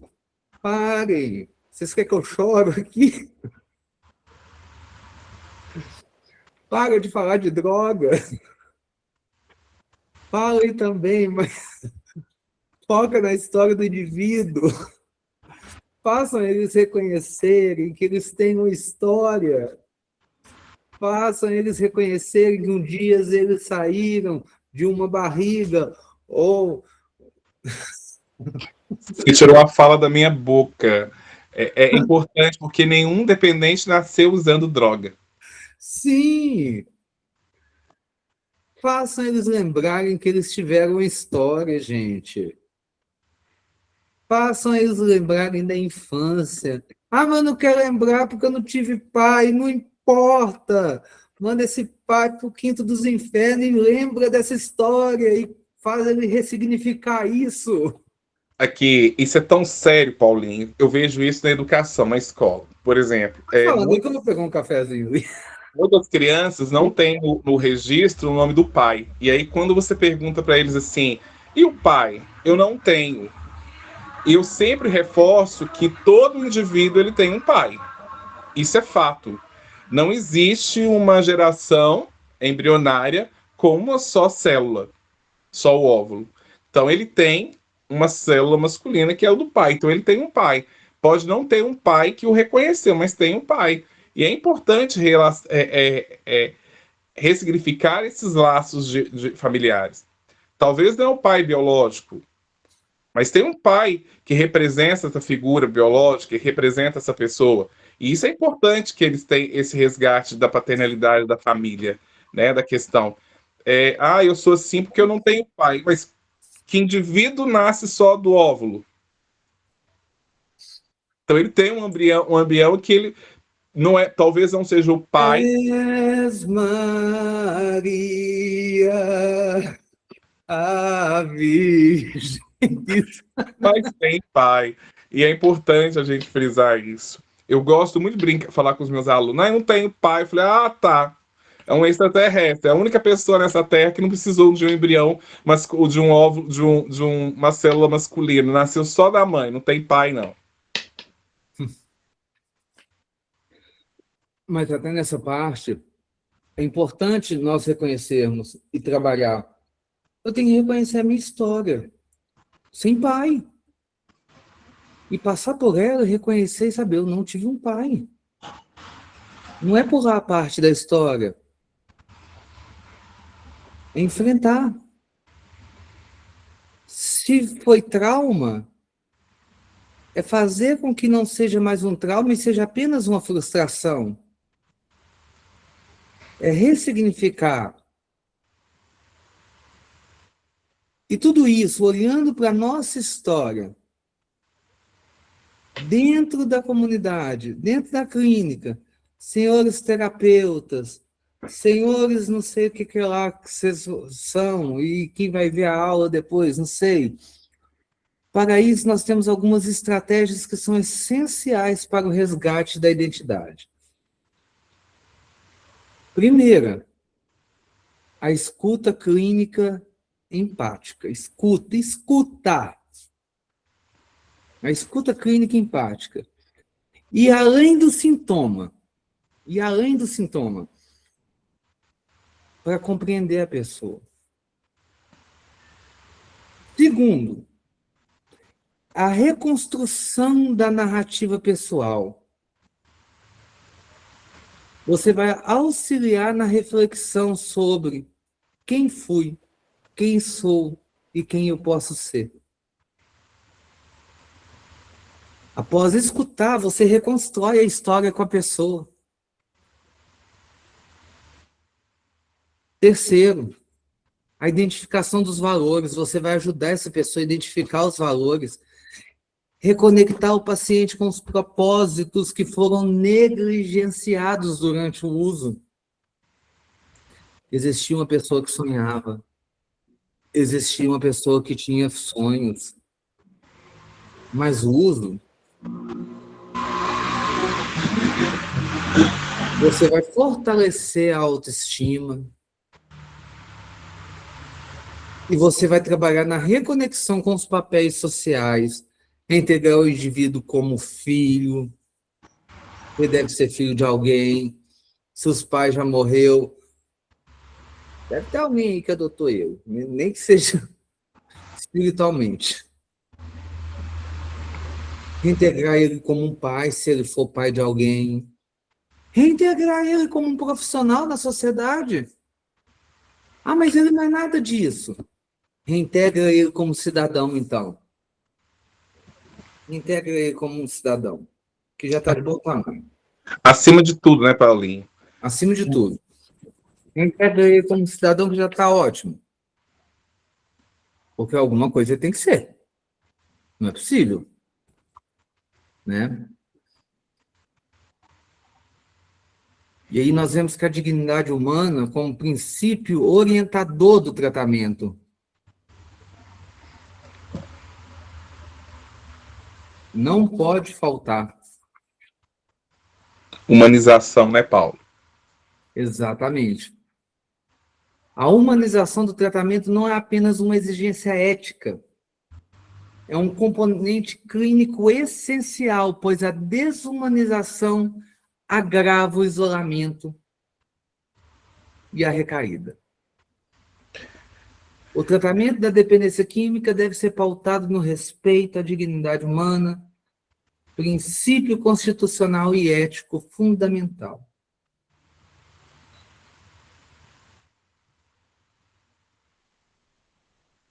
E aí nós temos as estratégias clínicas para resgate da identidade e da subjetividade.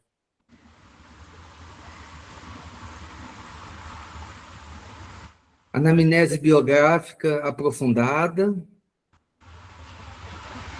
que tem como objetivo resgatar a história da vida além do uso das substâncias.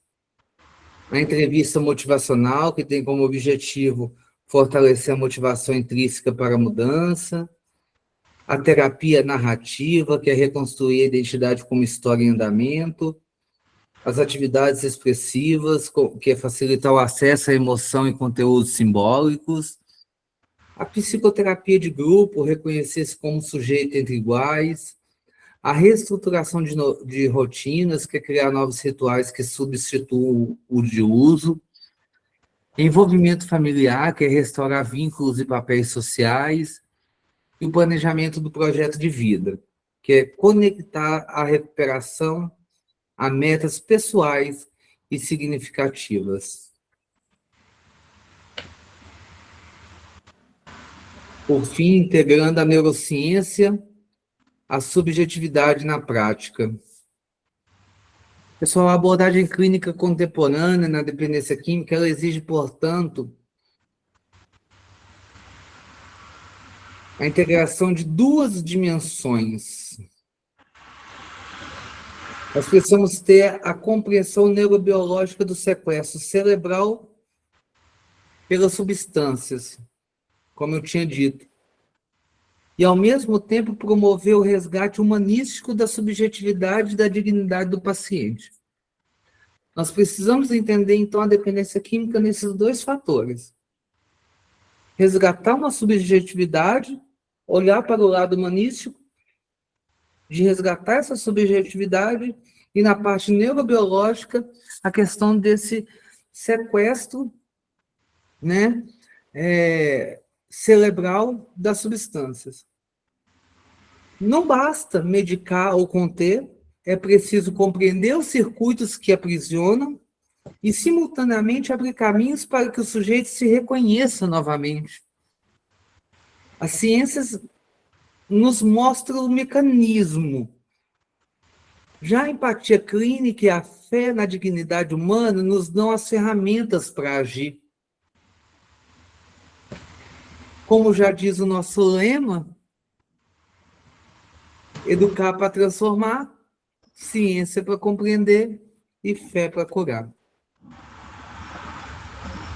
Aqui está a síntese do que nós vimos hoje. Nós vimos isso aqui tudo, a neurobiologia da adicção, sistema de recompensa, dopamina, sequestro cerebral, aprendizagem associativa, gatilho, recaída, ciclo de sofrimento, sistema hiperativo, perda de controle inibitório, flexibilidade cognitiva, erosão da identidade, fusão com o vício, estratégias clínicas, narrativa, valores pessoais, princípios éticos, humanização, autonomia, tudo isso aqui nós vimos hoje.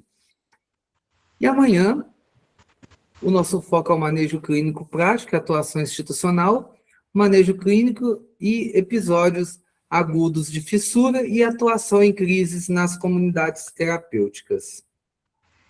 Bom, deixa eu voltar aqui. É isso. Gente, para fechar então o nosso primeiro dia, nós fizemos uma síntese de tudo que vimos hoje. Vocês viram? Nós vimos muita coisa, né? Graças a Deus. Tivemos 2 horas de aula, já são 10 horas. Abordamos a neurobiologia da adicção, o condicionamento, tanta coisa, né? Agora, olhando para amanhã, nós vamos ter isso, tá? Gostaria de agradecer a presença de todos. Marcelo, muito obrigado. Washington, muito obrigado. Nem sei se o Washington está aqui ainda, tá? Já saiu, Paulinha, agora há pouco. Ah, tá. Mas agradecer ele também. A Kelly, Marcelo, Solange, muito obrigado. Que Deus abençoe vocês, tá? Amanhã, Arlen, muito obrigado. Amanhã você, tá, Arlen? Nós estaremos aqui, tá?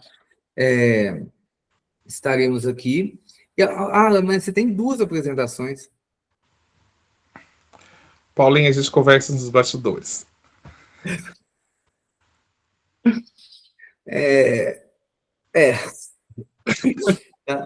Gente, muito obrigado. Que Deus abençoe a vida de vocês.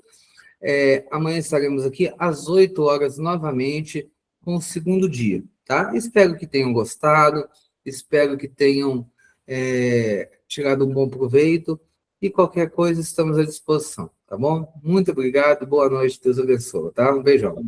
Tchau, pessoal, até amanhã, se Deus quiser. Deus.